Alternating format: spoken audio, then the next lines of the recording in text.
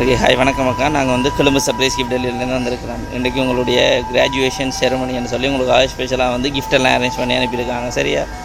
அப்போ உங்களுடைய பேர் என்ன? காஷனா. ஓகே, அப்போ சரியான நாள்கிட்ட தான் வந்து சேர்ந்துருக்கிறோம். ஃபஸ்ட்டு வந்து உங்களுக்காக ஒரு அழகான ஃப்ளவர் பொக்கே ஒன்று வந்திருக்குது. ஸோ அது மட்டும் இல்லாமல் இன்னொரு ஸ்பெஷல் கிஃப்ட் உண்டு. ஓகே, இப்போ யார் கொடுத்துருப்பாங்க, ஏதாவது ஐடியா இருக்கா? அண்ணாவோ? என்ன பேர்?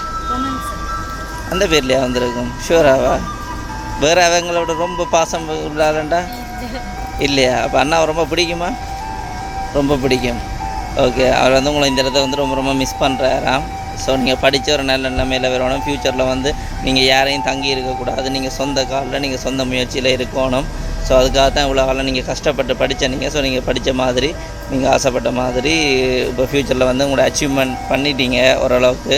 ஸோ இன்னும் நீங்கள் அடுத்தடுத்த கட்டம் போகணும், இதோடு நின்றக்கூடாது, மென்மேலும் வளரணும்னு சொல்லி உங்களுக்காக வந்து ஸ்பெஷலாக இந்த கிஃப்டெல்லாம் அரேஞ்ச் பண்ணி அனுப்பியிருக்காங்க. அவர் இந்த இடத்துல உங்களோட கூட இல்லையேன்னு சொல்லி ரொம்ப ரொம்ப ஃபீல் பண்ணுறாராம். பட் இருந்தாலும் உங்களுக்காக தான் கூட இல்லைன்னு சொன்னாலும் தன்னால் முடிஞ்ச சின்ன அன்பளிப்புன்னு சொல்லி இதை அரேஞ்ச் பண்ணி அனுப்பியிருக்கிறாங்க. ஸோ ஹாப்பியா? ஓகே, அப்படியே இன்னொரு கிஃப்டையும் பார்த்துருவோமா? அதையும் கொடுங்க. Chocolate okay.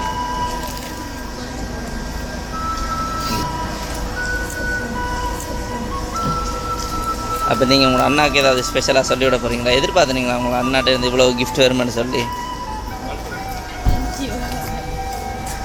எதிர்பார்த்துனீங்களா உங்களை அண்ணாட்ட இருந்து வருமென்ட்டு?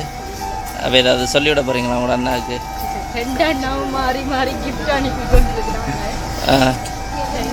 அப்போ போட்டி போட்டு அனுப்புகிறாங்க அப்படியா? அப்போ இப்போ இந்த கிஃப்ட் அனுப்பினவருக்கு என்ன பெயர்?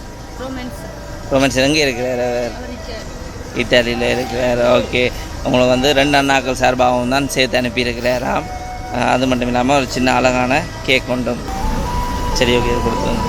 எல்லாத்தையும் பண்ணி வச்சுக்க, கையில் இடம் இருக்க. ஓகே, ஹாப்பியாக.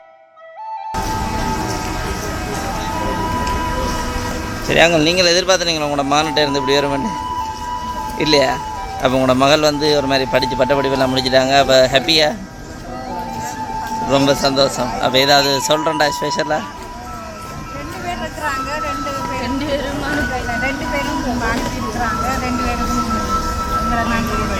சரி, அதுவே பெரிய போதும் தானே தங்கச்சியோட எப்போவுமே இப்போ இருக்கிற மாதிரி.